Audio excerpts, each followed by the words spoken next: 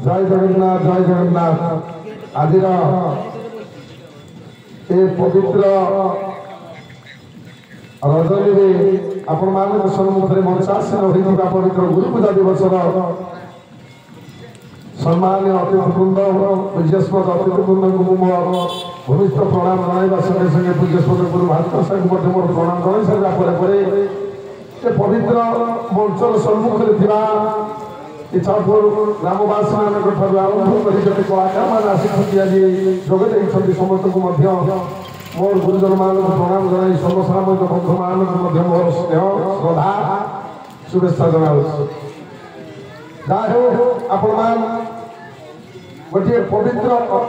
दिवस में भेट हो जो जड़े क्षुद्र कलाकार तार जीवन समर्पित कर श्री परार भिंदे आम से आज उपस्थित हो रही किंतु श्री नीलाचल निखिलोत्तर पाला गायक परिषद जो आडभटाइजमेंट अच्छी हम ना आगामी दिन में अच्छी जानुरी 8 तारिख आ 9 तारिख महा सम्मेलन समस्त कलाकार मान वार्षिक सम्मेलन में जोगदेवा समस्त अनुरोध कर श्री जगन्नाथ भारत माला कलाकार महासंघर अध्यक्ष भाव में आपको विनम्र निवेदन करुच्ची समस्त श्रीक्षेत्र भाव में आपण निश्चित भाव में देखिए से महासमुद्र किभली जड़े किभली गोटे विराट महासमुद्र आकार संघ परिषद से एभली कार्यक्रम को आयोजन कर बड़ दुखर कथा आप समस्त जानी रोग नथिले डाक्तर को भी रही डाक्तर नथिले रोग रही कलाकार लाइन में एभली भाव में समस्या उठुची कहवाई तो कौन समय मिले निश्चित मात्रा समय मिली कहीं केते जन मो युव गायक बंधु मान मुह देखुची से दुई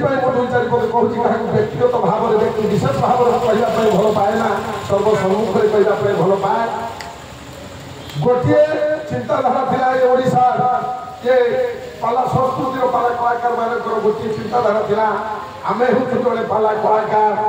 आमर मर्यादा आमर सम्मान आमर भरी रही श्री नीलाचल निखिलोत्तर पाला गायक परिषद मध्य आम से कौन बाहर ना किंतु केते जन अमଣିଷ पशु केते जन अमଣିଷ पशु आपण मान वीडियो रिकॉर्डिंग कर फेसबुक सोशल मीडिया छाड़ मु जहाँ कहूँ आज ये कहूँ जेकोसी स्थान कहे से कथाटा ही मुझे छाती हाथ बाड़ी कही निजर निजर ज्ञान को डिंडिम बजाऊा केते जन कलाकार निजे तो निजक संभाली पारे शेष में मत तैयारी कले गोटे सत्य गोटे कला पहाड़ तैयारी कले आम गोटे संघ करवा जो संघर अध्यक्ष करवा गायक प्रभात कुमार श्रीचंद्र मत संघरे अध्यक्ष रखिले परिषदर समस्त कार्यक्रम को विरोध करने जो खबर पाइले मुझे विरोध कली कहीं ना आम परिषद को जन्म नहीं सी निज बाप भाई को भूली जाए से परिषद को भूली कहला से एड़े नहीं आ गए नूतन संघ कर कहला कथा नुहे आपण मैंने जानी राज्य परिषद सभापति महोदय अच्छा जिते विधानसभा 7 दफा दाबी नहीं उपस्थित रही विधानसभा से समस्त किभली लेखा हम 7 दफा दाबी कौन निजे सभापति महोदय लिखिक श्री जगन्नाथ भारत माला कलाकार संघ तरफ कलाकार मान समस्त जाई 7 दिन काल विधानसभा उपस्थित रही से भिजा राति कटाई किंतु ये निर्लज कौन विभ्राट करने पाकिस्तान से भाव में आतंक सृष्टि कर कलाकार मान मध्य से आतंक सृष्टि करने केते जन आगे विनम्र निवेदन करुँच जमा से विनम्र निवेदन करुँच कथा ये परिषद कहीं कहले कथा जिते मत विधानसभा भर निगला पैल पियारी मत लेकिन गले भर को से मत पचार आप पाला कईटा संघ कि आज्ञा पाला हूँ गोटे संघ हूँ गोटे समुद्र रही नदी अनेक समुद्र हूँ श्री समुद्र हूँ श्री नीलाचल निखिलोत्तर पाला गायक परिषद आम सब गोटे गोटे नदी भाव में बाहर श्री जगन्नाथ अखिल भारत पाला कलाकार महासंघ तेणु ପରିଷଦ ହାତକୁ କରିବା ପାଇଁ ଆମେ ସମସ୍ତେ ଆଜି ଏକମତ ହୋଇଛୁ। ଆଉ କେତେ ଜଣ ଯଦି ଚିନ୍ତା କରୁଛନ୍ତି ସେମାନେ କଳାକାର କଳାକାର ଭାବରେ ଆପଣ ଟିକେ ପରିଷଦ ଦିନେ ନା ଦିନେ ଦେଖାଇବେ। କିନ୍ତୁ ଗୋଟିଏ କଥା ମୁଁ ପ୍ରମାଣକୁ କହୁଛି, ସେ ସମସ୍ତ ସମାଧାନ ସରନ୍ତାଣି। କିନ୍ତୁ ଆମ ରାଜ୍ୟ ସଭାପତି ଅଛନ୍ତି, ତାଙ୍କ ମୁହଁରେ କହୁଛୁ ବଡ଼ ବୟୋଜ୍ୟେଷ୍ଠ ଲୋକ ମଧ୍ୟ ଖାଲି ନୁହେଁ, ଯିଏକି ଓଡ଼ିଶାର ସମ୍ମାନସ୍ପଦ ପୂଜ୍ୟାସ୍ପଦ ସମସ୍ତେ ବସିଛନ୍ତି, ତାଙ୍କ ଆଗରେ ମଧ୍ୟ କହୁଛି ଯେମିତି ଦୁଇଟା ପୁଅ ଭିତରେ ବାଡ଼ିଆ ବାଡ଼ି ହେଲେ ବାପା